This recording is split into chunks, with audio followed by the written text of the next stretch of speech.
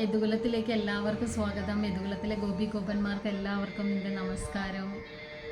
Long കഥകളൊക്കെ പറഞ്ഞിട്ട് കുറേ നാളായി. ട്യൂഷൻ സെൻറ്ററിൽ കുട്ടികൾക്ക് എക്സാമും ഒക്കെ ആയത് കാരണമൊക്കെയാണ് കുറച്ച് യാത്രയൊക്കെ ഉണ്ടായിരുന്നു. അപ്പോൾ അതൊക്കെ കൊണ്ടാണ് വരാൻ വൈകിയത്. അപ്പം ഞാൻ വീണ്ടും ഗർഗ ഭാഗവതത്തിലെ കഥ തുടങ്ങുകയാണ്. ഇന്ന് നമ്മൾ പറയാൻ പോകുന്ന കഥ രുക്മിണി സ്വയംവരവും യദുവംശം അല്ലെങ്കിൽ യാദവ വംശത്തെ പറ്റിയിട്ടാണ് പറയാൻ പോകുന്നത്.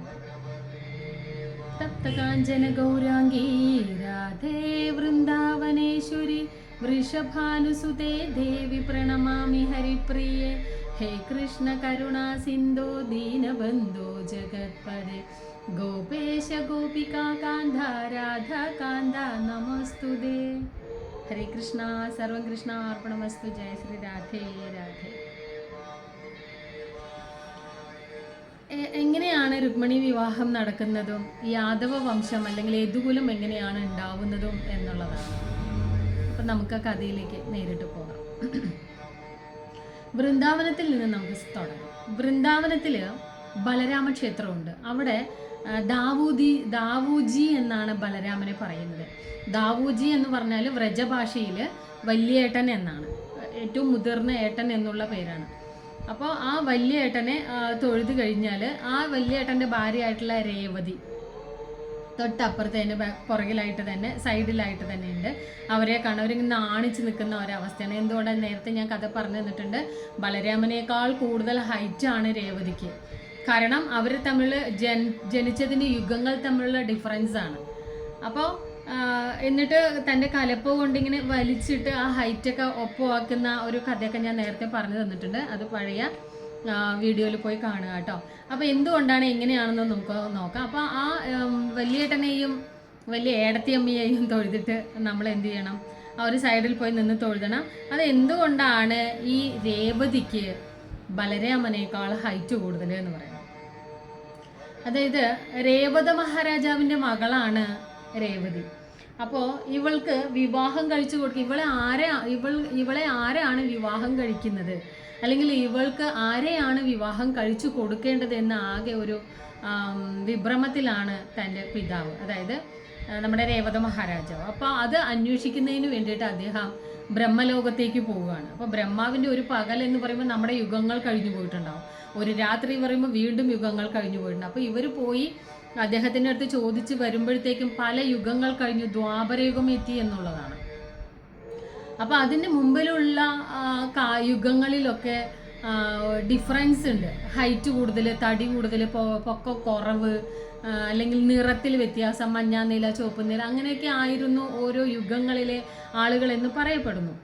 അപ്പോൾ ഇവിടെ രേവത മഹാരാജാവ് തൻ്റെ മകളെയും കൊണ്ട് ബ്രഹ്മലോകത്തേക്ക് പോവുകയും ബ്രഹ്മാവിൻ്റെ അടുത്ത് ചോദിക്കുകയാണ്, എൻ്റെ മകളെ ഞാൻ ആർക്കാണ് വിവാഹം ചെയ്തു കൊടുക്കേണ്ടത്, അങ്ങനെ ഒരാൾ ഉണ്ടെങ്കിൽ അത് എവിടെയാണ് എന്നൊക്കെ പറഞ്ഞു തരാൻ വേണ്ടിയിട്ട് അദ്ദേഹത്തിൻ്റെ അടുത്ത് പോയി ചോദിക്കുകയാണ്. അപ്പോൾ പറയും, അങ്ങനെ കുറച്ച് സമയം കഴിഞ്ഞു പോയപ്പോഴത്തേക്കും ബ്രഹ്മാവ് പറയും, ദ്വാപരയുഗം തുടങ്ങിയിട്ടുണ്ട് ഭൂമിയിൽ, അവിടെ ബലരാമൻ എന്ന് പറയുന്ന ഒരാളുണ്ട്, അദ്ദേഹത്തിന് നിങ്ങൾ വിവാഹം കഴിച്ചു കൊടുത്തോളൂ എന്ന് പറയുകയാണ്.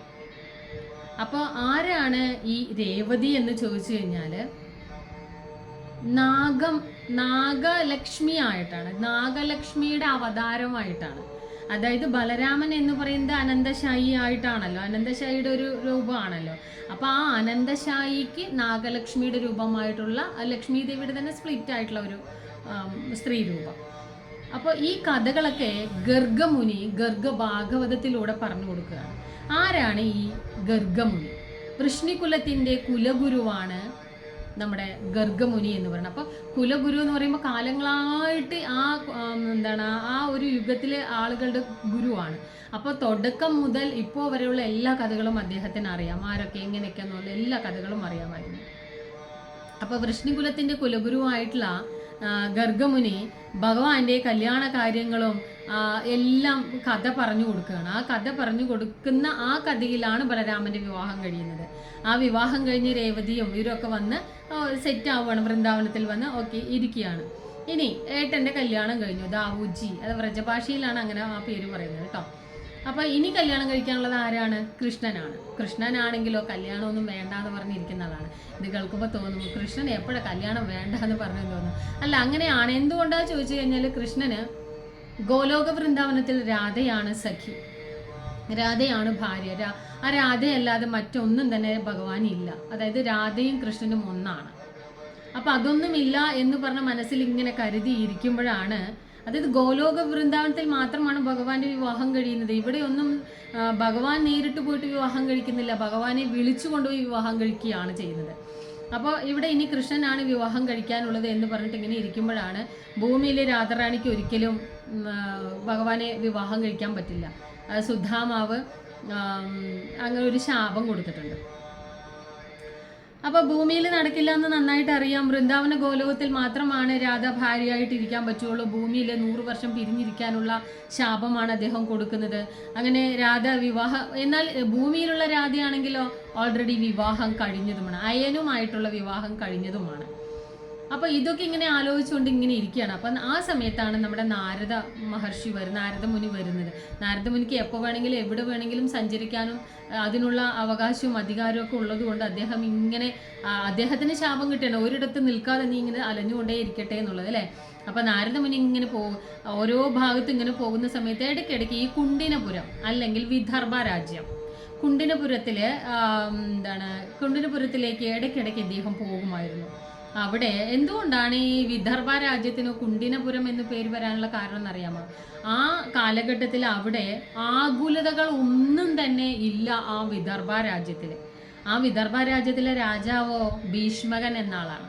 ഭീഷ്മകൻ എന്ന് പറയുന്ന ഒരു രാജാവാണ്. അദ്ദേഹമാണെങ്കിൽ പച്ച പാവമാണ്, ഒരു പാവം രാജാവായിരുന്നു. എല്ലാവരെയും ഇക്വാലിറ്റിയോടുകൂടി കാണുന്ന ഒരു പാവം രാജാവായിരുന്നു. എന്നാൽ ഈ പാവം രാജാവിന് 5 ആൺമക്കളും ഒരു പെൺകുട്ടിയും ഉണ്ടാവും. ആ 5 ആൺകുട്ടിയിലെ മൂത്ത മകനാണ് രുക്മി, ഏറ്റവും ഇളയ മകളാണ് രുക്മിണി. അപ്പോൾ ഈ ഇടയ്ക്കിടയ്ക്ക് നാരദ മഹർഷി വിദർഭയിലേക്ക് ചെല്ലുമ്പോൾ അവിടെ ചെന്നിട്ട് ഭഗവാന്റെ കഥകളാണ് പറയുന്നത്. ഇതൊക്കെ ആര് കേൾക്കുകയാണ്? നമ്മുടെ കുഞ്ഞു രുക്മിണി കഥകളൊക്കെ കേൾക്കാൻ ഭയങ്കര ഇഷ്ടമുള്ളത് കൊണ്ട് അവളതെല്ലാം നാരദ മഹർഷിയിൽ നിന്ന് കൃഷ്ണനെ പറ്റിയുള്ള കഥകൾ കേട്ടിരിക്കുകയാണ്. കൃഷ്ണന്റെ കഥകളൊക്കെ കേട്ട് ജരാസന്ധനെ കൊല്ലുന്നതും ശിശുപാലനെ കൊല്ലുന്നതും അവൻ്റെ ജന്മം ഉണ്ടാവുന്നതും ദ്വാരക പണിയുന്നതും അത് വെള്ളത്തിൽ പോകുന്നതും പിന്നെയും അത് ഉയർത്തെഴുന്നേൽപ്പിക്കുന്നതും അങ്ങനെ ഒരുപാട് യുദ്ധങ്ങൾ നടത്തുന്നതും അങ്ങനെ ഗോപപാലകനായ കഥയും അങ്ങനെ എല്ലാ കഥകളും നാരദ മഹർഷി ആ കുണ്ടിനപുരത്തിൽ അല്ലെങ്കിൽ വിദർഭ രാജ്യത്തിൽ ഇരുന്ന് കഥ നമ്മുടെ രുക്മിണിക്ക് പറഞ്ഞു കൊടുക്കുകയാണ്. ഈ കഥകളൊക്കെ കേട്ടിട്ട് നമ്മുടെ രുക്മിണിക്ക് ഭയങ്കര ഇഷ്ടം തോന്നാൻ തുടങ്ങി, ഒരു പ്രണയം തോന്നാൻ തുടങ്ങി. മനസ്സിലിങ്ങനെ ആ കൃഷ്ണനെ പറ്റി ചിന്തിച്ച് ആ രൂപഭംഗിയൊക്കെ ഇങ്ങനെ വർണ്ണിക്കുന്നത് ആ ഒരു പ്രത്യേക ശൈലിയിലാണല്ലോ.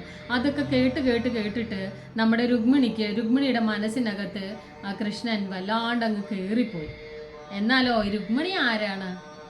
രുക്മിണി രാധാറാണിയുടെ ഒരു അംശാവതാരമാണ്. രാധാറാണിയുടെ ഒരു അംശാവതാരമായിട്ടാണ് ഭൂമിയിൽ പിറക്കുന്നത്. അതുകൊണ്ടാണ് ഈ കഥകളൊക്കെ കേട്ടപ്പോൾ അവൾക്ക് ഉള്ളിൽ ഇങ്ങനെ ആഗ്രഹം ജനിക്കാനുള്ള കാരണം അതായിരുന്നു. അപ്പോൾ രാധാറാണി തന്നെയാണ് രുക്മിണി ദേവി തന്നെയാണ് ലക്ഷ്മി ദേവി. എല്ലാം ഒന്ന് തന്നെയാണ്. ഒന്നിൽ നിന്ന് ലീലകൾ ആടുന്നതിന് വേണ്ടിയിട്ട് എന്ത് ചെയ്യുന്നു? സ്പ്ലിറ്റായി പോകുന്നു എന്നുള്ളതാണ് അല്ലേ. അങ്ങനെ കഥകളിലൂടെ വല്ലാത്തൊരിഷ്ടം അവളുടെ മനസ്സിലേക്ക് കയറുകയും അവൾ മനസ്സിൽ ഇങ്ങനെ ഒരു തീരുമാനം എടുക്കുകയാണ്, ഞാൻ വിവാഹം കഴിക്കുകയാണെങ്കിൽ കൃഷ്ണനെ മാത്രമേ വിവാഹം കഴിക്കുകയുള്ളൂ, ഇല്ലെങ്കിൽ ഞാൻ ആരെയും വിവാഹം കഴിക്കില്ല എന്ന് പറയും. ഇനി നമ്മുടെ രുക്മിണി ദേവി ജനിച്ച കാലഘട്ടവും കൃഷ്ണൻ ജനിക്കുന്ന കാലഘട്ടവും ഒന്നാണ്, ദ്വാപരയുഗമാണ്. അതാണ് ഏറ്റവും ഇമ്പോർട്ടൻ്റ് ആയിട്ടുള്ളത്. നമുക്ക് വേറൊരു കഥയിൽ പറയുന്നുണ്ട്, ആണ്ടാളമ്മ ഭഗവാന് വിവാഹം കഴിക്കാൻ വേണ്ടിയിട്ട് മാല കെട്ടി അങ്ങനെ കാത്തിരുന്നത്. അത് ഏത് യുഗമെന്നോ അങ്ങനെയൊന്നും അല്ല, എപ്പോഴാണോ ഭഗവാൻ വരുന്നത് അപ്പോൾ എന്നെ വിവാഹം കഴിക്കട്ടെ എന്ന് പറഞ്ഞ് കാത്തിരുന്നു, അല്ലാണ്ട് ഇങ്ങനെയില്ല. അപ്പം നോക്കൂ, ഒരു ആണ്ടാളമ്മയുടെ കഥയിൽ ഉള്ളതിൻ്റെ ഒരു ഭാഗം പോലെ തന്നെയാണ് ഇത് തോന്നുന്നത്.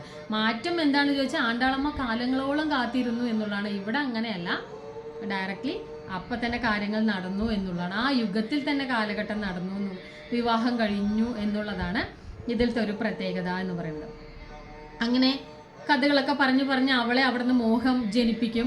അതോടൊപ്പം തന്നെ ഈ നാരദൻ ഇവിടെയും വന്നിട്ട് ഭഗവാന്റെ അടുത്തും വന്നിട്ട് കൃഷ്ണന്റെ അടുത്തും വന്ന് പറയും, ആ ഒരു ഭീഷ്മകന് 5 കുരുത്തം കെട്ട ആൺമക്കളുണ്ട്, 5 ഒരു പെണ്ണാണല്ലോ. അപ്പോൾ നാരദൻ കൃഷ്ണൻ്റെ അടുത്ത് പറയാണ്, അവിടെ ആ കുണ്ടിനപുരത്തിൽ വിദർഭ രാജ്യത്തിൽ ഒരു പാവൻ രാജാവാണ് ഭീഷ്മകൻ. അദ്ദേഹത്തിന് ഒരു 5 കുരുത്തം കെട്ട ആൺമക്കളുണ്ട്. ഒരു പാവൻ ലക്ഷ്മി ദേവിയെ പോലുള്ളൊരു പെൺകുട്ടിയും ഉണ്ട് എന്ന് പറയും. ആ ലക്ഷ്മി ദേവിയെ പോലുള്ളൊരു പെൺകുട്ടി എന്ന് പറയുമ്പോൾ കൃഷ്ണൻ ഒന്ന് പെടയും. അപ്പോൾ എന്താ പറയുക, അങ്ങനെ ലക്ഷ്മി ദേവിയെ പോലൊരു പെൺകുട്ടിയും അവിടെ ഉണ്ട് എന്ന് പറയും. അങ്ങനെ അവൾക്ക് കൃഷ്ണനെ വളരെ ഇഷ്ടമാണ് എന്ന് പറയും. ഞാൻ പോയിട്ട് ഇടയ്ക്കിടയ്ക്ക് ഞാൻ അവിടെ പോയിട്ട് ഇങ്ങനെ ഞാൻ അവിടെ പോകുമ്പോഴൊക്കെ അവൾ ഏറ്റവും കൂടുതൽ ചോദിക്കുന്നത് കൃഷ്ണൻ എന്ത് ചെയ്യണോ, സുഖമായിട്ടിരിക്കണോ, കഥ പറയും എന്നൊക്കെ പറയും എന്നൊക്കെ നമ്മുടെ എന്താ പറയുക കൃഷ്ണൻ്റെ അടുത്ത് നാരദൻ ഇവിടെയും വന്ന് പറയുകയാണ്. അങ്ങയുടെ കഥ കേൾക്കാൻ വേണ്ടിയിട്ട് അവൾ എന്നെ കാത്തിരിക്കും. അങ്ങനെ ഒരാളെ ഇങ്ങനെ എന്താ പറയുക പ്രൊമോട്ട് ചെയ്യില്ലേ, ഒരു സംഭവം കിട്ടാൻ വേണ്ടിയിട്ട് അതിലേക്ക് അവരെ പ്രേരിപ്പിച്ച് കൊണ്ടുപോകുക എന്ന് പറയില്ലേ, അതുപോലെയാണ് നാരദ മഹർഷി അവിടെ രുക്മിണിയുടെ അടുത്ത് പോയിട്ട് കഥ പറയുന്നത്, അവിടുത്തെ കഥ ഇവിടെ വന്ന് കൃഷ്ണനോട് പറയുന്നത്. അപ്പോൾ ഇങ്ങനെ കഥ കേട്ടിട്ട് കൃഷ്ണനും ഇങ്ങനെ മനസ്സിൽ ചിന്തിക്കുകയാണ്, ഞാൻ ആരെയും വിവാഹം കഴിക്കില്ല. അതായത് ഭഗവാനും ചിന്തിക്കുന്നത് രാധാറാണിയെ മാത്രമേ വിവാഹം കഴിക്കും എന്നുള്ളതാണ്. അപ്പോൾ വിവാഹം കഴിക്കില്ല എന്ന് മനസ്സിൽ ചിന്തിച്ചുകൊണ്ടിരിക്കുന്ന കൃഷ്ണന്റെ ഉള്ളിലേക്ക് രുക്മിണിയെ സ്ഥാപിക്കാൻ വേണ്ടിയിട്ടാണ് നാരദ മഹർഷി ഈ കഥകളൊക്കെ ഇങ്ങനെ പറയുന്നത്. അപ്പോൾ നമ്മുടെ ഭഗവാന്റെ എന്താ പറയുക മനസ്സിനകത്തും ആരായിരിക്കും ഈ രുക്മിണി, എന്തായിരിക്കും അവള്, ലക്ഷ്മി ദേവിയെ പോലെ ഉണ്ട് എന്ന് പറയുമ്പോൾ അവളുടെ സൗന്ദര്യം എന്താണ് എന്നുള്ള ആ ഒരു ചിന്തയൊക്കെ നമ്മുടെ ഭഗവാന്റെ മനസ്സിലും ഇങ്ങനെ കടന്നു പോകുകയാണ്. അങ്ങനെ ഇരിക്കുമ്പോഴാണ് നമ്മുടെ എന്താ പറയുക രുക്മിണി ദേവി വളർന്നു വലുതായി, അവൾക്ക് വിവാഹം ആലോചിക്കുകയാണ്.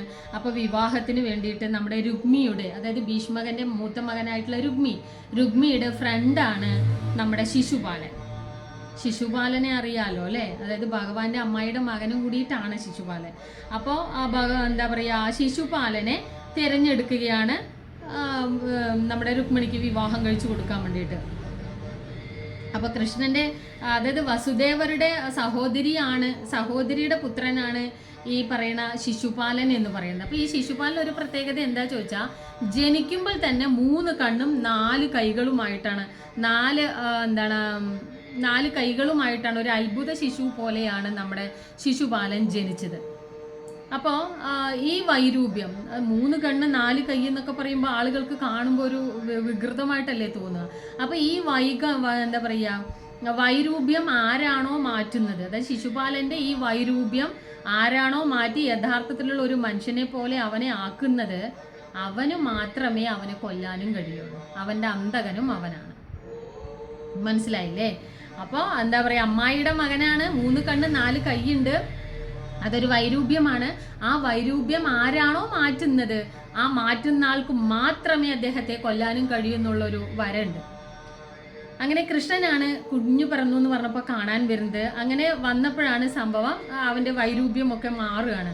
ആ വൈരൂപ്യം മാറിയപ്പോൾ അമ്മായിക്ക് ഭയങ്കര പേടിയായിട്ട് എന്താ പറയുക നമ്മുടെ കൃഷ്ണൻ്റെ അടുത്ത് ചോദിക്കും, ഇവൻ എൻ്റെ മകനാണ് എൻ്റെ മകനാണ് കൃഷ്ണ, നീ ഇവനെ കൊല്ലില്ലല്ലോ അല്ലേ, നീ കൊല്ലുവോ അവനെ എന്ന് ചോദിക്കുകയാണ് പേടിച്ചിട്ട്. അങ്ങനെ ഒരു വരം ഉള്ളത് കൊണ്ടാണ് അങ്ങനെ ചോദിച്ചത്.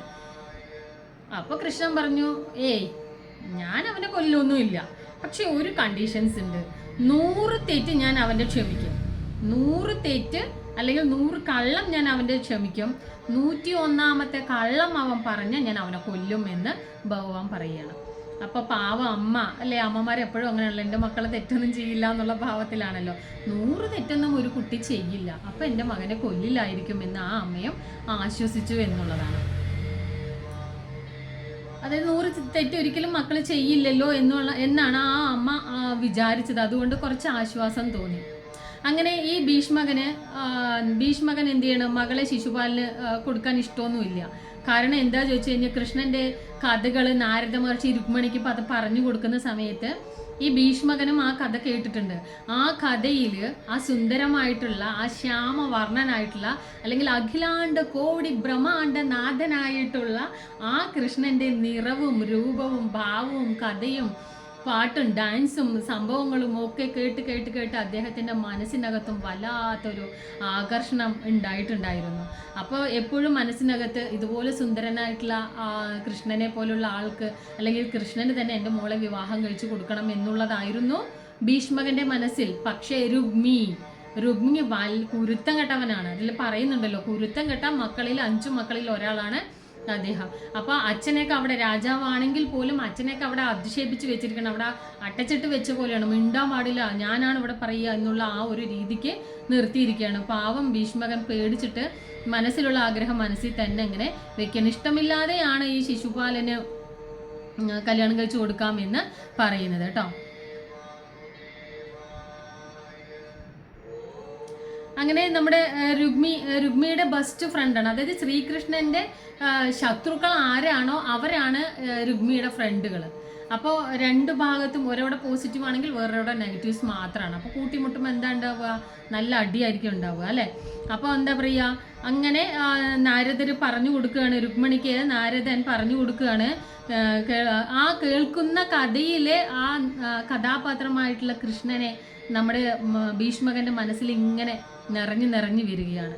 അതോടൊപ്പം തന്നെ രുക്മിണിക്കും എന്ത് ചെയ്യാണ്, ആ സമയത്ത് ശിശുപാലിന് വിവാഹം കഴിച്ച് കൊടുക്കാമെന്ന് പറയുമ്പോഴും മനസ്സിനകത്ത് മുഴുവൻ കൃഷ്ണനാണ്. ശിശുപാലിനെ അവിടെ ആക്കുന്നേ ഇല്ല, അവൾ മനസ്സിൽ ഉൾക്കൊള്ളുന്നേ ഇല്ല, അവൾക്ക് പറ്റുന്നില്ല. അവസാനം എന്തു ചെയ്യും, കല്യാണമൊക്കെ തീരുമാനിച്ചു കഴിഞ്ഞു, ഇനി കല്യാണം കഴിച്ചു കൊടുക്കാൻ പോവുകയാണ്. അപ്പോൾ അവസാനം ഗതി മുട്ടിയിട്ട് ഒരു സ്ത്രീ എന്താ പറയുക, ഗതി മുട്ടിയിട്ടാണ് അവൾ ഒരു ലെറ്റർ എഴുതാൻ തീരുമാനിക്കുകയാണ്. അതായത് അച്ഛന് ഒരു വോയിസും ഇല്ല ഇവിടെ. അച്ഛൻ്റെ അടുത്ത് പറഞ്ഞിട്ടോ, ഇനി വേറെ സഹോദരന്മാരുടെ അടുത്ത് പറഞ്ഞിട്ടോ, ഇനി ബന്ധുക്കളുടെ അടുത്ത് പറഞ്ഞിട്ടോ എനിക്ക് ഈ വിവാഹം വേണ്ടാന്നൊന്നും പറയാൻ പറ്റില്ല, രുക്മി കൊല്ലും, അങ്ങനെയാണ്. അതുകൊണ്ട് രുക്മിയെ ഭയങ്കര പേടിയാണ്. എന്നാൽ രുക്മിയെ ഭയങ്കര ഇഷ്ടവുമാണ്, നല്ല സ്നേഹവുമാണ് ഏട്ടനോട്. പക്ഷേ അവസാനം അവള് ശിശുപാലിന് കല്യാണം കഴിച്ചു കൊടുക്കാൻ ഞാൻ തയ്യാറല്ല എന്നുള്ള മനസ്സിൽ ദൃഢമായിട്ടുള്ള ഒരു പ്രതിജ്ഞ എടുത്തിട്ട് 2 കൽപ്പിച്ചിട്ട് അവള് ശ്രീകൃഷ്ണന് ഭഗവാന് ഒരു ലെറ്റർ എഴുതുകയാണ്. ലോകത്തിലെ ആദ്യത്തെ പ്രണയ ലേഖനം എഴുതിയത് ആരാണ്?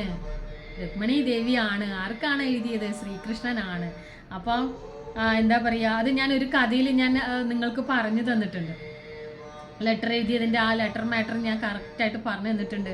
ആ ലെറ്ററിനകത്ത് ഫസ്റ്റ് സ്റ്റാർട്ടിങ് ചെയ്യുന്നത് എന്താ, ഭുവനസുന്ദര അല്ലേ. ആ ഭുവനസുന്ദര എന്ന് കേൾക്കുമ്പോൾ തന്നെ അത് വായിക്കുന്ന ആളുടെ മനസ്സിനകത്ത് ഉണ്ടാകുന്ന ഒരു രോമാഞ്ചം എന്തായിരിക്കും എന്ന് ആലോചിക്കുക. എന്നിട്ട് ഈ ലെറ്ററും കൊണ്ട് നമ്മുടെ അർജുനൻ്റെ അടുത്ത് കൃഷ്ണൻ പോയിട്ട് പറയേണ്ടത്, എനിക്കൊരു ലെറ്റർ വന്നിട്ടുണ്ട്, ഒരു ലവ് ലെറ്റർ വന്നിട്ടുണ്ട്, ഇതൊന്ന് വായിച്ച് നോക്ക്. അത് കൃഷ്ണൻ വായിച്ച് നീ വായിക്കും എന്നൊക്കെ പറഞ്ഞിട്ട് അങ്ങനെ വായിക്കുകയാണ്. അർജുനൻ വായിക്കുമ്പോൾ ഭുവനസുന്ദരൻ, ആരാണ് ഈ ഭുവനസുന്ദരൻ എന്ന് അർജുനൻ കൃഷ്ണന്റെ മുഖത്ത് നോക്കി പറയും, നീ വായിക്കും, നന്നായി വായിക്കുക എന്നൊക്കെ പറയുന്ന ആ ഒരു സീനൊക്കെ ഉണ്ടല്ലോ, ആ സീരിയലിലൊക്കെ ശരിക്കും അത് കാണാം, നമ്മുടെ മനസ്സിൽ അങ്ങനെ ഭയങ്കരമായിട്ട് തോന്നും. അപ്പം നോക്കൂ, അങ്ങനെ എന്ത് ചെയ്യാണ്, രുക്മിണി അങ്ങനെ ഒരു തീരുമാനം എടുക്കുകയാണ്. അവസാനത്തെ ഗതി മുട്ടിയിട്ടുള്ള ഒരു തീരുമാനമായിരുന്നു, ഒരു കത്തെഴുതാം, ഭഗവാൻ ഒരു കത്തെഴുതാം. അപ്പോൾ ഒരു സ്ത്രീ അന്യപുരുഷന് ഒരു ലെറ്റർ എഴുതണമെങ്കിൽ തൻ്റെ സ്വന്തം ജീവിതത്തെ എന്താ പറയുക കാക്കണം എന്ന് പറഞ്ഞിട്ട് ഒരു ലെറ്റർ എഴുതണമെങ്കിൽ അവിടെ എന്തായിരിക്കും ദുഃഖമുണ്ടായിരുന്നു എന്നുള്ളതാണ് നോക്കേണ്ടത്. അങ്ങനെ ആ ലെറ്ററൊക്കെ എഴുതി അതിൽ വിശേഷങ്ങളൊക്കെ ചോദിച്ചു, സുഖമായിട്ടിരിക്കുന്നു, അങ്ങനെയാണ് നാരദർ കഥ പറഞ്ഞു തന്നിട്ടുണ്ടായിരുന്നു, ഞാൻ ആ കഥയൊക്കെ കേൾക്കുമായിരുന്നു എന്നൊക്കെ പറഞ്ഞിട്ടുള്ള ആ കുറേ കഥകളൊക്കെ എഴുതി ഭുവനസുന്ദരനെയൊക്കെ പറഞ്ഞ് ഇപ്പോൾ അവളുടെ അവസ്ഥയെ പറ്റിയിട്ടൊക്കെ പറഞ്ഞു. എനിക്ക് കല്യാണമായിട്ടുണ്ട്, ശിശുപാലനുമായിട്ടാണ്, എനിക്ക് ഒട്ടും ഇഷ്ടമില്ല, അവ കുറുക്കനാണ്, ഞാൻ സിംഹത്തിൻ്റെ ഭക്ഷണമാണ്, സിംഹത്തിൻ്റെ ഭക്ഷണം ഒരിക്കലും കുറുക്കൻ കഴിക്കാൻ പാടില്ല. ഇവിടെ സിംഹം എന്ന് പറഞ്ഞത് ഇവിടെ കൃഷ്ണനെയാണോ പറഞ്ഞത്? അപ്പോൾ അതുകൊണ്ട് നിങ്ങൾ എങ്ങനെ എന്നെ വന്നിട്ട് രക്ഷിക്കണം എന്നൊക്കെ പറഞ്ഞിട്ടുള്ള ഒരു ലെറ്റർ എഴുതിയിട്ട് അവിടെയുള്ള ഒരു ബ്രാഹ്മണൻ്റെ കയ്യിൽ അവൾ കൊടുത്തു വിടുകയാണ്. ഈ ബ്രാഹ്മണൻ ആ ലെറ്ററും കൊണ്ട് ദ്വാരകയിലേക്ക് വരികയാണ്. ആ ദ്വാരകയിലേക്ക് വന്ന് ഭഗവാന്റെ അടുത്ത് കത്ത് കൊടുക്കുകയാണ്. കത്ത് പൊട്ടിച്ചിട്ട് നമ്മുടെ കൃഷ്ണൻ വായിച്ചിട്ട് അതങ്ങനെ ആ കത്ത് എന്താ പറയുക, കത്ത് വായിച്ചിട്ട് ഞാനറിയാതെ എന്നെ സ്നേഹിക്കുന്ന ഇവളെ ഞാൻ രക്ഷിക്കണമല്ലോ. അതായത് ഭഗവാൻ എന്ന് പറഞ്ഞാൽ ഭഗവാനെ അല്ല ഭഗവാൻ ഇഷ്ടം, ഭഗവാനെ സ്നേഹിക്കുന്ന തൻ്റെ ഭക്തന്മാരെയാണ് സ്നേഹിക്കുന്നത്. അപ്പോൾ തൻ്റെ ഭക്തിയായിട്ടുള്ള രുക്മിണി ദേവിയുടെ ആഗ്രഹം ഞാൻ സാധിച്ചു കൊടുത്തില്ലെങ്കിൽ പിന്നെ ഞാൻ ആർക്കാണ്? അല്ലെങ്കിൽ എന്നെ ഇഷ്ടപ്പെടുന്ന, എന്നോട് പറയുന്ന, വിഷമങ്ങൾ പറയുന്ന എൻ്റെ ഭക്തന്മാർക്ക് ഞാൻ സഹായം ചെയ്തില്ലെങ്കിൽ പിന്നെ ഞാൻ എന്തിനാണ് എന്നുള്ള ചിന്തയിലായിരുന്നു ഭഗവാൻ. അങ്ങനെ ആ കത്തുമായിട്ട് ആ രാത്രി തന്നെ ബ്രാഹ്മണൻ എന്താ പറയുക, രാത്രിയായി ഇവിടെ എത്തുമ്പോൾ തന്നെ ആ ബ്രാഹ്മണൻ ഭഗവാന്റെ അടുത്ത് കത്തൊക്കെ കൊടുക്കുമ്പോൾ അങ്ങനെ എന്താ പറയുക, അതൊക്കെ വായിച്ചു കഴിഞ്ഞപ്പോൾ മനസ്സിൻ്റെ വിഷമങ്ങളൊക്കെ അറിഞ്ഞ് ശരി എന്നാൽ പോയിട്ട് അവളെ നമുക്ക് കൊണ്ടുവരാം എന്നൊക്കെ പറഞ്ഞിട്ട് ഇങ്ങനെ തിരിക്കണം. ഈ പഴയ എൻ്റെ മാതാജിയായിട്ടുള്ള സ്വസ്തിക പാർവതി എന്താ പറയുക, സ്വസ്തികയിൽ അതിൽ ഒരു പാട്ട് പാടി. എനിക്ക് പാട്ട് പാടാനൊന്നും അറിയില്ല കേട്ടോ. ആ ഒരു പഴയ മഹാഭാരതം സീരിയലിൽ ഒരു പാട്ടുണ്ട്. വിനതി സുനിയേ നാദ് ഹമാരേ, വിനതി സുനിയേ നാദ് ഹമാരേ, ഹൃദയേശ്വര ഹരി ഹൃദയ വിഹാരി, मोर मुकुट पीतांबरधारी, विनती सुनिए नाद हमारी. ഇങ്ങനൊരു പാട്ടുണ്ടായാലും നിങ്ങൾ കേട്ട് നോക്കാട്ടെ. എനിക്ക് ഈണവും ഭാവവും താളവും അറിയില്ല, ഞാൻ ചുമ്മാ പാടിയെന്ന് മാത്രമേ ഉള്ളൂ. എൻ്റെ മാതാജി സൂപ്പറായിട്ട് പാടിയിട്ടുണ്ട്, അല്ലെങ്കിൽ ആ വീഡിയോ കണ്ടാലും മതിയാവും. ഇങ്ങനെയൊന്നുമല്ല, എനിക്ക് പാടാൻ അറിയാത്തതുകൊണ്ട് ഞാൻ ചുമ്മാ പാവപ്പെട്ടവരുടെ പാട്ടായിട്ടിത് ഉൾക്കൊള്ളുക കേട്ടോ. പാട്ടൊന്നും അറിയാത്ത ആളുകൾ പാട്ട് പാടിയിൽ എങ്ങനെയുണ്ടാവും അതുപോലെ. എന്നാൽ പാടണമല്ലോ എന്ന് പറഞ്ഞ് പാടിയെന്ന് മാത്രമേ ഉള്ളൂ കേട്ടോ. അപ്പോൾ എന്താ പറയുക, ആ നാഥനായിട്ടുള്ള അല്ലെങ്കിൽ ആ ഹൃദയേശ്വരനായിട്ടുള്ള അല്ലെങ്കിൽ ആ ഹരിയായിട്ടുള്ള നമ്മുടെ ഹൃദയത്തിലൊക്കെ ഇങ്ങനെ വിഹരിച്ചിരിക്കുന്ന ആ മോർ മുകുടം, മയിൽപ്പീലി കിരീടമൊക്കെ വെച്ചിട്ടുള്ള ആ പീതാംബരധാരിയായിട്ടുള്ള മഞ്ഞപ്പെട്ട് ഉടുത്തിട്ടുള്ള ആ ഭഗവാനെ അങ്ങനെ മനസ്സിൽ അങ്ങനെ കൊണ്ട് നടക്കുകയാണ് നമ്മുടെ രുക്മിണി എന്ന് പറയുന്നത്. അപ്പോൾ ആ കത്തിൽ തുടക്കത്തിൽ തന്നെ എന്തായിരുന്നു പറഞ്ഞിട്ടുണ്ടായിരുന്നത്? ഭുവന സുന്ദര എന്നാണ്, ലോകത്തിലെ ഏറ്റവും വലിയ സുന്ദര. അപ്പോൾ അങ്ങേക്ക് സുഖമാണോ എന്നൊക്കെ ചോദിച്ചിട്ടാണ് ആ ലെറ്ററിൽ എഴുതിയിരിക്കുന്നത്. നാരദമുനി പറഞ്ഞ്, എനിക്ക് നിങ്ങളെ പറ്റിയിട്ട് നന്നായിട്ട് അറിയാം, എന്നെ രക്ഷിക്കണം. കാരണം എന്താ ചോദിച്ചു കഴിഞ്ഞാൽ, താങ്കൾ സർവജ്ഞാനിയാണ്, എല്ലാ അറിവുകളും നേടിയിട്ടുള്ള ആളാണ്, അതുപോലെ തന്നെ പ്രകൃതിക്ക് അതീതനാണ്, അതിലപ്പുറം വേറൊന്നില്ലല്ലോ. അപ്പം രഹസ്യമായിട്ട് എന്നെ സ്വീകരിക്കണം, എന്നെ രക്ഷിക്കണം എന്നൊക്കെ പറഞ്ഞിട്ട് അപേക്ഷിക്കുകയാണ് ആ ലെറ്ററിലൂടെ. ഞാനാണെങ്കിലോ സിംഹത്തിൻ്റെ ഭാഗമാണ്, കുറുക്കനായിട്ടുള്ള ശിശുപാലിനെ കൊണ്ട് എന്നെ തീറ്റിക്കരുത്, എന്നെ എങ്ങനെയെങ്കിലും വന്ന് തട്ടിയെടുത്തിട്ട് വരാനാണ് പറയുന്നത്. എന്തായാലും രുക്മി കൃഷ്ണനെ വിവാഹം ചെയ്ത് കൊടുക്കില്ല. അതേപോലെ തന്നെ എന്താണ് ഭീഷ്മക മഹാരാജാവ് ഞാൻ എൻ്റെ മകളെ കൃഷ്ണന് കൊടുക്കണമെന്ന് പറയാനുള്ള ആ ഒരു വോയിസും അദ്ദേഹത്തിനില്ല, പേടിയാണ് മകനെ. അപ്പോൾ അതുകൊണ്ട് തന്നെ നിങ്ങൾ എന്ത് ചെയ്യണം, എന്നെ തട്ടിയെടുത്തിട്ട് വരണം. എങ്ങനെ തട്ടണം എന്നും എവിടെ വെച്ച് തട്ടണം എന്നുള്ള ഐഡിയാസൊക്കെ ആ ലെറ്ററിൽ തന്നെ രുക്മിണി ദേവി എഴുതിയിരിക്കുകയാണ്. അപ്പോൾ വിവാഹ ദിവസം അതിരാവിലെ തന്നെ വിവാഹത്തിൻ്റെ അന്നത്തെ ദിവസം അതിരാവിലെ തന്നെ അവരുടെ കുടുംബക്ഷേത്രമായിട്ടുള്ള പാർവതി ദേവിയുടെ അമ്പലത്തിൽ പോയിട്ട്, ഉമാമഹേശ്വര ക്ഷേത്രത്തിൽ പോയിട്ട് തൊഴണം. ആ തൊഴാൻ പോകുന്ന സമയത്ത് ആ അമ്പലത്തിൻ്റെ പടി വരെയേ പുരുഷന്മാർക്ക് പ്രവേശനമുള്ളൂ, അതിൻ്റെ അകത്തേക്ക് സ്ത്രീകൾക്ക് മാത്രമാണ് പ്രവേശനമുള്ളത്. അപ്പോൾ അങ്ങനെ ആ സമയത്ത് താങ്കൾ വരണം,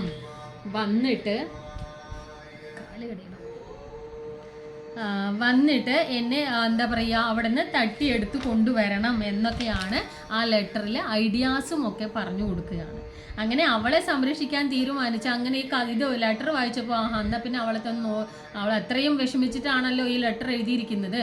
അപ്പോൾ ആ ലെറ്റർ എഴുതിയ ഇവളെ ഒന്ന് രക്ഷിക്കണമല്ലോ എന്ന് ഭഗവാൻ തീരുമാനിച്ചിട്ട് തൻ്റെ തേരാളിയായിട്ടുള്ള ദാരുകനെ രഥം എടുക്കാൻ പറയുകയാണ്.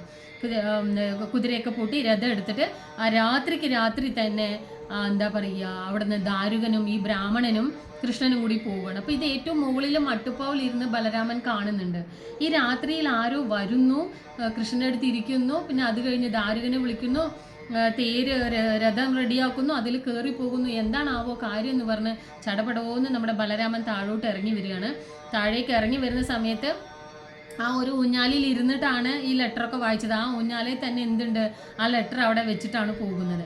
അപ്പോൾ താഴെ വന്നിട്ട് ബലരാമൻ നോക്കുമ്പോൾ ഒരു ലെറ്റർ കാണുകയാണ്. ആ ലെറ്ററിൽ ഇതെല്ലാം എഴുതി വെച്ചിട്ടുണ്ട്, എന്തൊക്കെയാണെന്നുള്ളത്. അപ്പോൾ അതിനു വേണ്ടി പോവുകയാണോ എന്ന് വിചാരിച്ചപ്പോൾ അയ്യോ എന്താ ഈ കൃഷ്ണൻ ഇങ്ങനെ ചെയ്തത്, ചെറിയ കുട്ടിയല്ലേ ഇവൻ ഒറ്റയ്ക്ക് പോയി കഴിഞ്ഞാൽ അത്രയും വലിയ രാജാക്കന്മാരുടെ മുമ്പിൽ എന്താവും എന്ന് പറഞ്ഞ് പേടിച്ചിട്ട് ബലരാമൻ എന്ത് ചെയ്യാണ്, അവിടുന്ന് ചെറിയൊരു സൈന്യമൊക്കെ കൂട്ടിയിട്ട് അതിൻ്റെ പുറകെ ബലരാമനും പോവുകയാണ് അനിയനെ രക്ഷപ്പെടുത്താൻ വേണ്ടി. പാവമാണ് അനിയൻ, അവനൊന്നും അറിയില്ലല്ലോ. പറഞ്ഞിട്ട് ആരാണ് ഈ അനിയൻ, ചിത്ത ചോരനാണല്ലേ, എന്താ അറിയാത്തത് അല്ലേ. എന്നാലും ആ മനുഷ്യരൂപത്തിൽ ജീവിക്കുമ്പോൾ മനുഷ്യൻ്റെ ആ ജീവിതശൈലികളാണ് അവർ ആചരിക്കുന്നത്. അങ്ങനെ ബലരാമൻ പുറകിലുമായിട്ട് പോവുകയാണ്. അങ്ങനെ എന്താ പറയുക അങ്ങനെ മുൻപേ പോയവർ എന്താ പറയുക വലിയ രാജകൊട്ടാരത്തിൻ്റെ ആ വലിയ വളപ്പിൽ ആ കിടങ്ങ് പറയണ ആ ഒരു ഭാഗത്ത് ഇങ്ങനെ എത്തി. അവിടെ എത്തിയപ്പോൾ ഫസ്റ്റ് ദാരുകനും നമ്മുടെ ബ്രാഹ്മണനും കൃഷ്ണനും പോയിട്ട് അവിടെ എത്തിയിട്ട് ഇനി അകത്തേക്ക് പ്രവേശിക്കണമല്ലോ. അപ്പോൾ അതിന് എന്തൊരു മാർഗം എന്ന് പറഞ്ഞിട്ട് ആ കിടങ്ങിൻ്റെ അവിടെ വണ്ടിയൊക്കെ നിർത്തി കുതിരയൊക്കെ അഴിച്ചു വിട്ട് റിലാക്സ് ചെയ്യാൻ വിടുകയാണ്.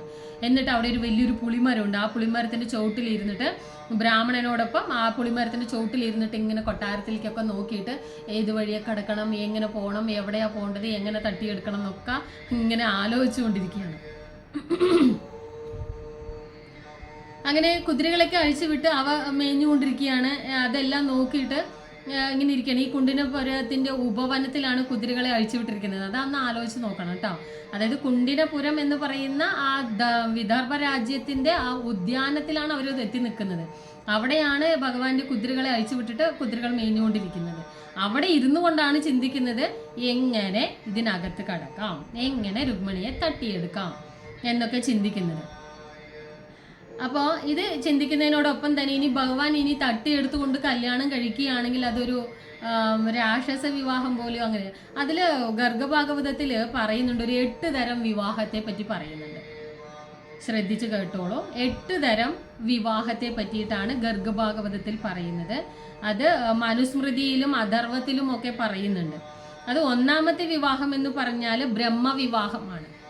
ബ്രഹ്മവിവാഹം എന്താണ്? ബ്രഹ്മവിവാഹം പറഞ്ഞാൽ ധാർമ്മികമായിട്ടുള്ള വിവാഹമാണ്. അത് മാതാപിതാക്കളുടെ അനുഗ്രഹത്തോട് കൂടിയിട്ട് സ്വന്തം മകളെ മറ്റൊരു ആൾക്ക് വിവാഹം ചെയ്തു കൊടുക്കുന്നത് ധാർമ്മിക ബ്രഹ്മവിവാഹമാണ് നമ്മളൊക്കെ ആചരിച്ചു വരുന്നത് അല്ലേ. മാതാപിതാക്കളുടെ അനുഗ്രഹത്തോട് കൂടിയിട്ട് എല്ലാ ബന്ധുക്കളുടെയും അനുഗ്രഹത്തോട് കൂടിയിട്ട് നാട്ടുകാരുടെയും ഒക്കെ അനുഗ്രഹത്തോടു കൂടി നടക്കുന്നതാണ് ബ്രഹ്മവിവാഹം. ഇനി 2ാമത്തെ വിവാഹം എന്ന് പറയുന്നത് പ്രജാപതി വിവാഹം. ഈ പ്രജാപതി വിവാഹം എന്ന് പറഞ്ഞു കഴിഞ്ഞാൽ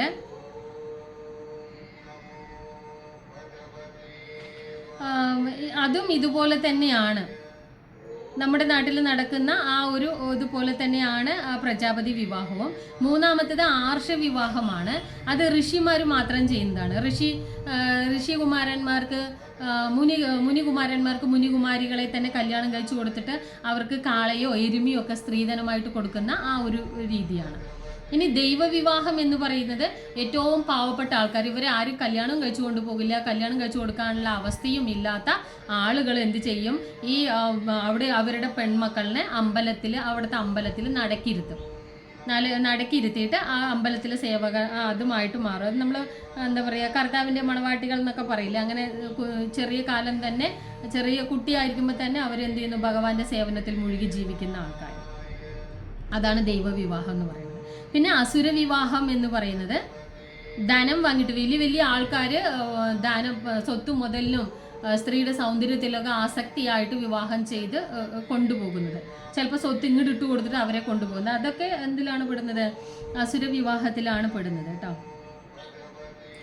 പിന്നെ ഗാന്ധർവ വിവാഹമാണ്. ഗാന്ധർവ വിവാഹം പറഞ്ഞാൽ ലവ് മാരേജ് എന്ന് പറഞ്ഞാൽ ആരുടെ അനുഗ്രഹവും ഇല്ല, സമ്മതവും ഇല്ല, ഒന്നും ഇല്ലാതെ അവർ തന്നെ കല്യാണം കഴിക്കുന്നു. എന്തിനെങ്കിലും മുമ്പിൽ, അമ്പലത്തിൻ്റെ മുമ്പിൽ പോയി നിന്നിട്ട് അവർ തന്നെ കല്യാണം കഴിക്കുന്നു, അവർ തന്നെ പോകുന്നു. അങ്ങനെ ചെയ്യുന്നതാണ് ലവ് മാരേജ്. അതാണ് ഗാന്ധർവ വിവാഹം. ആരുടെ അനുഗ്രഹവും ഒന്നും ഉണ്ടാവില്ല. അവർക്ക് കാണുന്നു, ഇഷ്ടപ്പെടുന്നു.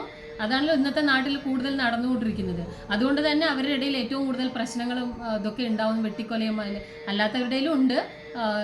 എന്താ പറയുക, ഏറ്റവും കൂടുതൽ ഉള്ളത് ഇങ്ങനെയും ഉണ്ട് എന്നുള്ളതാണ്. അപ്പോൾ അതാണ് ഗാന്ധർവ വിവാഹം എന്ന് പറയുന്നത്. പിന്നെ അസുര വിവാഹമാണ്. സ്ത്രീയെ ധനം കൊടുത്ത് വാങ്ങിയിട്ട് കൊണ്ടുപോകുന്നത്, അതാണ് അസുര വിവാഹം. പിന്നെ രാക്ഷസ വിവാഹം, ധർമ്മമല്ലാത്തത്. രാക്ഷസ വിവാഹമാണ് ധർമ്മമല്ല, തട്ടിക്കൊണ്ടുപോയിട്ട് വിവാഹം ചെയ്യില്ലേ, അതാണ് ഇപ്പോൾ കൃഷ്ണൻ ചെയ്യാൻ പോകുന്നത്. പക്ഷേ രാക്ഷസ വിവാഹമാണ് ഇപ്പോൾ കൃഷ്ണൻ രുക്മിണിയെ ചെയ്യാൻ പോകുന്നത്. എങ്കിലും ഇതിലൊരു പ്രത്യേകത എന്ന് പറഞ്ഞാൽ കൃഷ്ണൻ എന്താ പറയുക, ധർമ്മത്തിന് അപ്പുറം നിന്നുകൊണ്ടല്ല വിവാഹം ചെയ്യുന്നത്. കാരണം രുക്മിണി ലെറ്റർ എഴുതിയിട്ടാണ് കൃഷ്ണൻ പോകുന്നത്. അതുകൊണ്ട് ഇതൊരു രാക്ഷസ വിവാഹമായിട്ട് നമുക്ക് ഉൾക്കൊള്ളാൻ പറ്റില്ല. പക്ഷേ കേൾക്കുമ്പോൾ എല്ലാവരും ചിന്തിക്കുന്നത് രാക്ഷസ വിവാഹം, തട്ടിക്കൊണ്ടുപോയി വിവാഹം കഴിച്ചു എന്നുള്ളതാണ്. ശരിക്കും പറഞ്ഞു കഴിഞ്ഞാൽ രുക്മിണി ലെറ്റർ എഴുതിയതിൽ തൻ്റെ ഭക്തിയെ സംരക്ഷിക്കാൻ വേണ്ടിയിട്ട് ഭഗവാൻ പോകുന്നു എന്നുള്ളതാണ്. അതാണ് അപ്പോൾ രാക്ഷസ വിവാഹം എന്ന് പറഞ്ഞാൽ. പിന്നെന്താ പറയുക, പിന്നെ പിശാചി വിവാഹം പറഞ്ഞാൽ സ്ത്രീയുടെ അനുവാദമില്ലാതെ അവളെ മയക്കി കിടത്തിയിട്ട് വിവാഹം ചെയ്ത് കൊണ്ടുപോകുന്ന ആ ഒരവസ്ഥയാണ് പൈശാചിക അവസ്ഥ, പിശാചിൻ്റെ അവസ്ഥ. ഇങ്ങനെ 8 തരത്തിലുള്ള വിവാഹമാണ് നമ്മുടെ നാട്ടിൽ നടക്കുന്നത് എന്നുള്ളതാണ് അന്ന് പറയുന്നത്. അത് അന്ന് മുതലേ ഉണ്ടായിരുന്നു എന്നുള്ളതാണ്. ഇനി എന്താ പറയുക, അപ്പോൾ ഇവിടെ രാക്ഷസ വിവാഹം കൃഷ്ണൻ ചെയ്തു എന്ന് കഥകളിലും മറ്റുള്ള ആൾക്കാരൊക്കെ പറയുമെങ്കിലും നമ്മൾ തിരിച്ചറിയേണ്ടിയിരിക്കുന്നത്, ആണെങ്കിൽ പോലും അതൊരിക്കലും ഭഗവാൻ ഞാൻ തട്ടിക്കൊണ്ടുപോയി അല്ലെങ്കിൽ പ്രണയിച്ചു അല്ലെങ്കിൽ ആരും അറിയാതെ തട്ടിക്കൊണ്ടു വന്നതല്ല. അവിടെ രുക്മിണിയുടെ നിർബന്ധപ്രകാരമാണ്, ഒരു പെൺകുട്ടിയുടെ അനുവാദത്തോടു കൂടിയിട്ടാണ് ആ വിവാഹം അവിടെ നടക്കുന്നത്. അപ്പോൾ സ്ത്രീ അഭ്യർത്ഥിച്ചത് കൊണ്ടാണ് ഭഗവാൻ അവളെ വിവാഹം ചെയ്തത്. അതുകൊണ്ട് അത് ചീത്ത പേര് കിട്ടാൻ ചാൻസ് ഇല്ല. എന്നാൽ ഭഗവാനെ പറയുന്നത് അത് തന്നെയാണ് പറയുന്നത്, തട്ടിക്കൊണ്ടുപോയി വിവാഹം കഴിച്ചു. അങ്ങനെ ഇത് ഇത്രയും വിവാഹം നടക്കില്ലേ. അപ്പോൾ നമ്മുടെ കൃഷ്ണൻ ഇവിടെ വന്നിട്ടുണ്ട് എന്നുള്ളത് ആരറിയുന്നുണ്ടെന്ന് അറിയാമോ? ഭീഷ്മകൻ അറിയുന്നുണ്ട്, രുക്മിണിയുടെ അച്ഛൻ അറിയുന്നുണ്ട്. അപ്പോൾ ആരും അറിയാതെ കൃഷ്ണനെ വന്നിട്ട് കാണുന്നുണ്ട്. കണ്ടിട്ട് പറയും, എൻ്റെ മകളുടെ വിവാഹം തട്ടിക്കൊണ്ടുപോകാൻ വന്നതാണെന്നൊന്നും അറിയില്ലല്ലോ, അപ്പോൾ എൻ്റെ മകളുടെ വിവാഹത്തിന് വന്നതാണെന്ന് പറഞ്ഞിട്ട് ബലരാമനും ഉണ്ടല്ലോ, എല്ലാവരുടെയും വിളിച്ചിട്ട് അവരുടെ ഔട്ട് ഹൗസിൽ കൊണ്ടുപോയിട്ട് ഇരുത്തുന്നുണ്ട്. രാജകൊട്ടാരത്തിൻ്റെ ഒരു പ്രധാന ഗോപുരത്തിൽ കൊണ്ടുപോയിട്ട് അവരെ ഇരുത്തുന്നുണ്ട്. അങ്ങനെയൊക്കെ രഹസ്യമായിട്ട് ഭഗവാനെ പോയി കാണും. എന്നിട്ട് അദ്ദേഹത്തിന് ഭയങ്കര സങ്കടം വരും. കാരണം എന്താ ചോദിച്ചു കഴിഞ്ഞാൽ, ഭഗവാന് തൻ്റെ മകളെ കല്യാണം കഴിച്ച് കൊടുക്കാൻ പറ്റിയില്ലല്ലോ എന്നുള്ള, ഇത്രയും സുന്ദരനും സുമുഖനുമായിട്ടുള്ള ഈ ഒരു ആൾക്ക് എൻ്റെ മോളെ വിവാഹം കഴിച്ചു കൊടുക്കാൻ പറ്റിയില്ലല്ലോ എന്ന് പറഞ്ഞിട്ട് അയാൾക്ക് ഭയങ്കര സങ്കടമൊക്കെ ഉണ്ടാവും.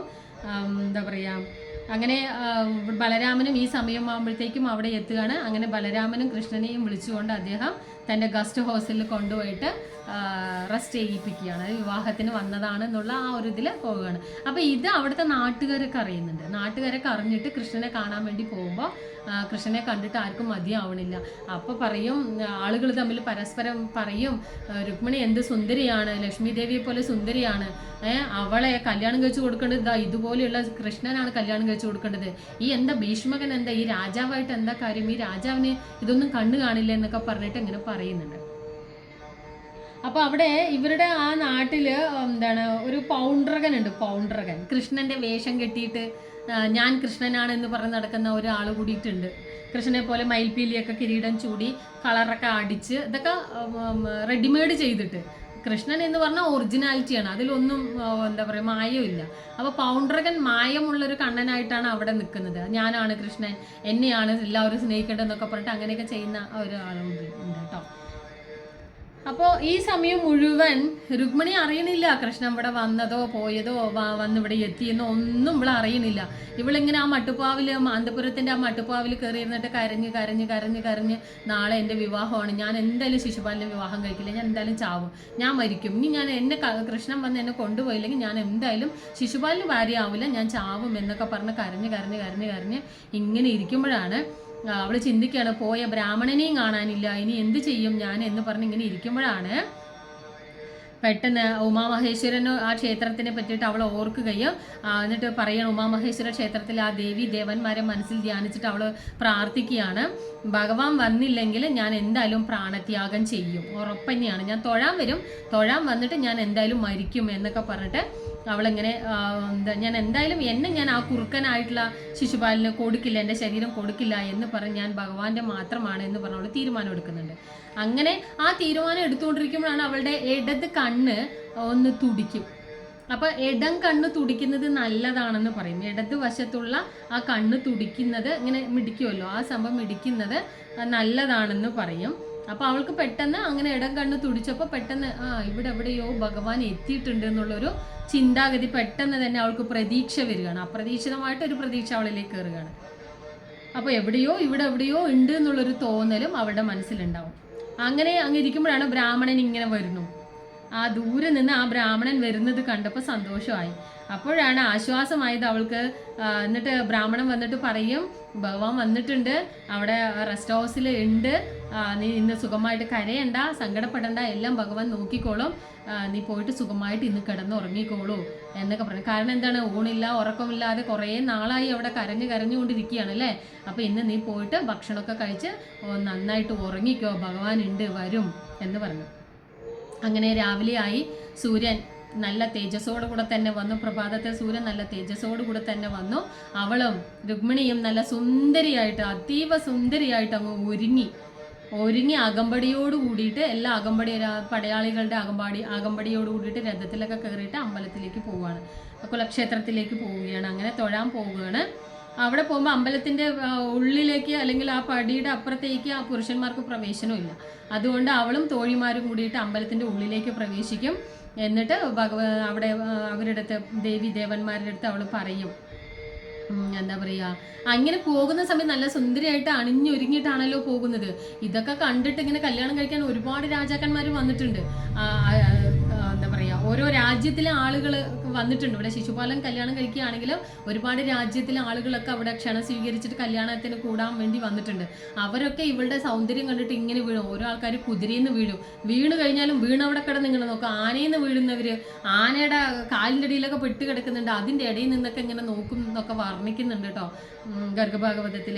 അങ്ങനെ പടയാളികളൊക്കെ അങ്ങനെ എന്താ പറയുക, ഗിരിജാദേവിയുടെ ക്ഷേത്രത്തിലേക്ക് പോകുന്ന, ഗിരിജാദേവി പറഞ്ഞാൽ പാർവതി ദേവിയുടെ ക്ഷേത്രത്തിലേക്ക് പോകുന്ന നമ്മുടെ രുക്മിണിയെ ഇങ്ങനെ നോക്കിയിട്ട് വായിന്ന് ഇങ്ങനെ വെള്ളം ഒഴുകുന്നുണ്ട് എന്ന് പറയുന്നുണ്ട്. അങ്ങനെ അത്രയും സുന്ദരിയായിട്ടാണ് അവള് അവിടെ അണിഞ്ഞൊരുങ്ങിയിട്ട് ഭഗവാന്റെ അടുത്ത് പ്രാർത്ഥിക്കുന്നത്. അങ്ങനെ ദേവിയുടെ അടുത്ത് പോയിട്ട് പ്രാർത്ഥിക്കുകയാണ്. ആ പ്രാർത്ഥിക്കുന്ന സമയത്ത് തന്നെ സീരിയലിലൊക്കെ ആ ദേവിയുടെ അതിൽ നിന്ന് ഒരു മാല ഇങ്ങനെ ഊർന്ന് വീഴുന്നുണ്ട്. അതിൻ്റെ അർത്ഥം എന്താണെന്ന് ചോദിച്ചു കഴിഞ്ഞാൽ കല്യാണം നടക്കും എന്നുള്ള ആ ഒരു സൂചനയാണ് അതവിടെ പറയുന്നത് എന്നാണ് പറയുന്നത്. അപ്പോൾ ദേവിയുടെ അടുത്ത് നിന്നിട്ട്, പക്ഷേ വന്നിട്ടുണ്ടെന്ന് പറഞ്ഞു, കണ്ടിട്ടില്ലല്ലോ.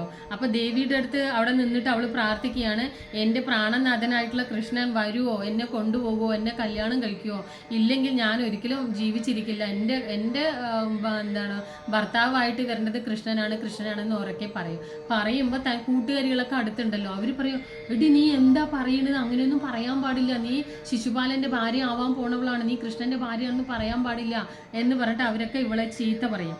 അപ്പോൾ അവൾ വീണ്ടും പറയുമേ അങ്ങനെയൊന്നും അല്ല, ഞാൻ ഭഗവാന്റെ ആണ്, എൻ്റെയാണ് ഭഗവാൻ എന്നൊക്കെ പറഞ്ഞിട്ട് അവളെങ്ങനെ പറയും. അപ്പോൾ ദേവിയുടെ അടുത്ത് പ്രാർത്ഥിക്കുമ്പോൾ എന്നെ കല്യാണം കഴിക്കണം, എന്നെ കല്യാണം കഴിക്കാതെ ഒരിക്കലും ഭഗവാൻ പോകരുത് എന്നൊക്കെ പറഞ്ഞിട്ട് ഇങ്ങനെ പറയുന്നുണ്ട്. ആ പറഞ്ഞു കഴിഞ്ഞ് എന്താ പറയുക, പ്രാർത്ഥിച്ചു കഴിഞ്ഞിട്ട് ഇങ്ങനെ പുറത്തേക്ക് ഇങ്ങനെ ഇറങ്ങുമ്പോഴാണ് ഇങ്ങനെ ഒരു നല്ലൊരു കാറ്റ് വരികയാണ്. അവിടുത്തെ താമരപ്പൂക്കളൊക്കെ ഇങ്ങനെ ഒന്നിച്ച് അങ്ങോട്ടും ഇങ്ങോട്ടും കൂടി ഇങ്ങനെ ഇടലേക്ക് മറയുന്ന ഒരു കാറ്റ് വരികയാണ്. ആ കാറ്റ് വരുന്നതിനോടൊപ്പം തന്നെ, ആ കാറ്റിനോടൊപ്പം തന്നെ പൊട്ടിപ്പടലങ്ങളൊക്കെ പറത്തിക്കൊണ്ട് ഒരു തേരിങ്ങനെ പാഞ്ഞു വന്നതും ഭഗവാൻ ഇടത്ത് കൈ കൊണ്ട് രുക്മിണി ദേവി ഇങ്ങനെ കോരിയെടുത്ത് രഥത്തിൽ അങ്ങോട്ട് കയറ്റി വീഴാൻ പോകുമ്പോൾ വലത് കൈ കൊണ്ട് ചേർത്ത് പിടിച്ചിട്ട് നമ്മുടെ രുക്മിണി ദേവിയെ കൃഷ്ണൻ അങ്ങനെ കൈക്കലാക്കുകയാണ് ചെയ്യുന്നത്. ഒരിക്കലും പ്രതീക്ഷിച്ചില്ല. ആ ധൂളിയിൽ ആ പൊടിപടലങ്ങളൊക്കെ പടർത്തിക്കൊണ്ട് വന്ന ആ തേരിൽ രുക്മിണി ദേവിയും വലിച്ചു കയറ്റിക്കൊണ്ട് അതേ സ്പീഡിൽ അങ്ങ് ശരം പോലെ അങ്ങോട്ട് നമ്മുടെ ദാരുകൻ വണ്ടി ഓടിച്ച് അങ്ങ് പോവുകയാണ് ചെയ്യുന്നത്. കുതിരകളെ അത്രയും സ്പീഡിലാക്കിക്കൊണ്ട് പോവുകയാണ്. അതിലെന്താണ് അങ്ങനെ ആ വരുന്ന സമയത്ത് കാണുന്നത് എന്താണെന്നറിയോ? അത് അവൾക്ക് മാത്രമേ കാണാൻ പറ്റുന്നുള്ളൂ. എന്താണെന്ന് ചോദിച്ചു കഴിഞ്ഞാൽ ആ ധൂളിൽ ആ പൊടി പടലങ്ങൾ ഇങ്ങനെ പടർത്തിക്കൊണ്ട് ഇങ്ങനെ പോകുന്ന സമയത്ത് ആർക്കും ഒന്നും കാണാൻ പറ്റില്ല. പക്ഷെ അവൾക്ക് കാണാൻ പറ്റും. അഖിലാണ്ട കോടി ബ്രഹ്മാണ്ട നാഥനായിട്ടുള്ള ആ കൃഷ്ണൻ്റെ പീലി തിരുമുടി ഇങ്ങനെ പൊടിയിലൂടെ ഇങ്ങനെ നടന്ന് വരുന്ന പോലെ തോന്നും. പിന്നെന്താണ് ആ കിരീടം ഇങ്ങനെ തിളങ്ങുന്നതും ആ ഇടത് കൈ കൊണ്ട് ഇങ്ങനെ കോരിയെടുത്ത് വലത് കൈ വീഴാൻ പോകുന്ന അവളെ വലത് കയ്യിൽ പിടിച്ച് അങ്ങനെ കരസ്ഥാക്കുന്നതും അതൊക്കെ എടുത്തിട്ട് അങ്ങനെ അങ്ങോട്ട് പോവുകയാണ്. ഇത് ആ ഒരു സെക്കൻഡിനുള്ളിൽ ഈ രണ്ട് സംഭവങ്ങൾ കഴിഞ്ഞുപോയി. അവിടെ നിന്ന ആൾക്കാരൊക്കെ ശിശുപാലനാണ് എന്താ പറയുക, ശിശുപാലൻ്റെ വിവാഹം കാണാൻ വേണ്ടി വന്ന ആൾക്കാരൊക്കെ വാ പൊളിച്ച് നിൽക്കാൻ തുടങ്ങി. എന്താ ചോദിച്ചു കഴിഞ്ഞാൽ, ഇവിടെ ഈ സംഭവം നടന്നല്ലോ, കൃഷ്ണൻ കട്ടുകൊണ്ട് പോയി, പക്ഷെ അത് ആരും കാണുന്നുമില്ല. പൊട്ടിപ്പടലം മാത്രം പടത്തിക്കൊണ്ട് ഒരു തേര് വരുന്നു പോകുന്നു എന്ന് മാത്രം കാണുന്നുള്ളൂ. എല്ലാവരും അതിൻ്റെ പുറകെ പോകുകയാണ്. ഇത് കണ്ടപ്പോൾ ഭീഷ്മകന് നല്ല സന്തോഷമായി. അച്ഛന് ഭയങ്കര സന്തോഷമായി. എൻ്റെ മനസ്സിൽ ആഗ്രഹിച്ച പോലെ തന്നെ കൃഷ്ണൻ വന്ന് എൻ്റെ മോളെ കൊണ്ടുപോയില്ലേ, ഭയങ്കര സന്തോഷമാണ് എന്ന് പറഞ്ഞു. അപ്പോൾ ഇതിൻ്റെ ഇടയിൽ വേറൊരു കാര്യം കൂടെ, നന്ദനവനത്തിൽ, അവിടെ നന്ദനവനം ഉണ്ട് കേട്ടോ. നന്ദനവനത്തിലെ റെസ്റ്റ് ഹൗസിലാണ് ഭീഷ്മകൻ ഇവരെ കൊണ്ട് ഇരുത്തിയത്. സ്ത്രീകളൊക്കെ കാണാൻ പോയി പറഞ്ഞില്ലേ.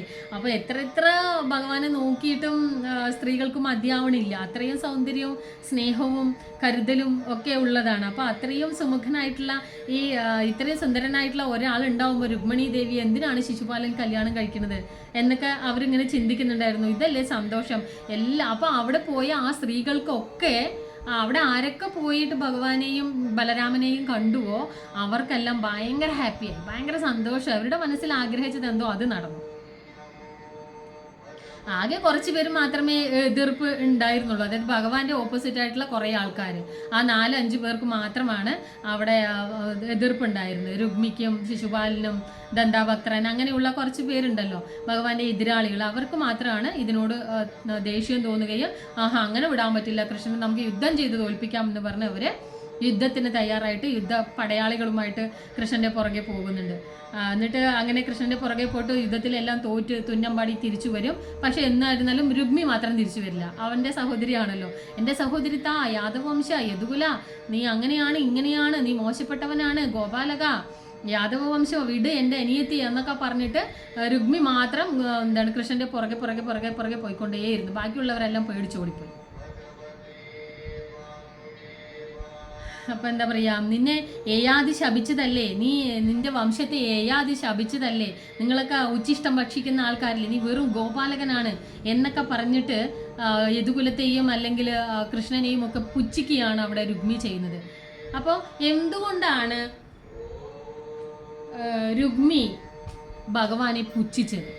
അപ്പോൾ ഇതിൽ കയറി വരുന്നതാണ് യയാതി ശപിച്ചു എന്ന് പറയുന്നു അല്ലേ. അപ്പോൾ ഈ കഥ പൂർണ്ണമാവണം എന്നുണ്ടെങ്കിൽ, അല്ലെങ്കിൽ യദുകുലത്തിന് എങ്ങനെയാണ് ശാപം കിട്ടിയത്, അല്ലെങ്കിൽ ഭഗവാന്റെ വംശത്തിന് എങ്ങനെയാണ് ശാപം കിട്ടിയത് എന്നറിയണമെങ്കിൽ നമ്മൾ ഈ യദുകുലത്തിൻ്റെ കഥയും കൂടെ നമ്മൾ കേൾക്കണം, അല്ലെങ്കിൽ യാദവ വംശത്തിൻ്റെ ആ കഥയും കൂടെ നമ്മൾ കേൾക്കണം. എന്താണ് യയാതിയുടെ കഥയും യാദവ വംശത്തിൻ്റെ കഥയും നമുക്ക് പാർട്ട് 2 കേൾക്കാവുന്നതാണ്.